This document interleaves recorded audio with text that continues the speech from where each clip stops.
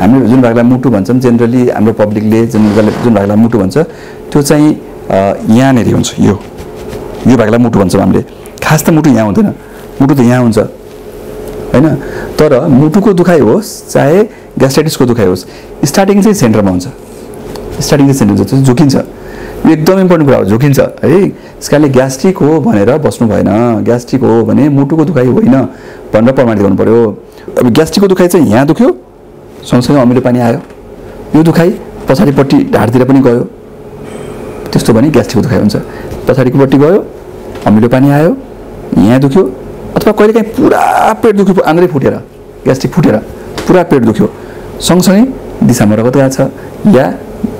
खाने भमिटमा रगत गएको छ त्यस्तो गर्ने कन्डिसन भयो भने चाहिँ ग्यास्ट्रिकको भयो मुटुको दुखाइ चाहिँ यहाँ दुख्छ तर त्यो दुखाइ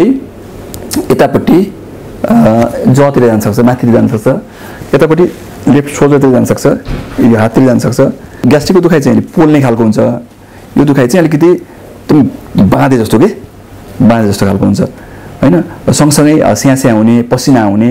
यस्तो अब हुन त दुईटैमा हुन सक्छ स्यास्या हुने पसिना हुने त तर यो बढी चाहिँ मुटुको समस्याहरुमा हुन सक्छ यस्तो कुरा अल्कोहलिक मान्छेलाई त ग्यास्ट्रिक पनि हुन सक्छ हार्ट अट्याक पनि हुन सक्छ चोट खाने मान्छेलाई त ग्यास्ट्रिक पनि हुन सक्छ हार्ट अट्याक पनि हुन सक्छ त्यसकारणले दुईटै चेक गर्नु एकदम आवश्यक छ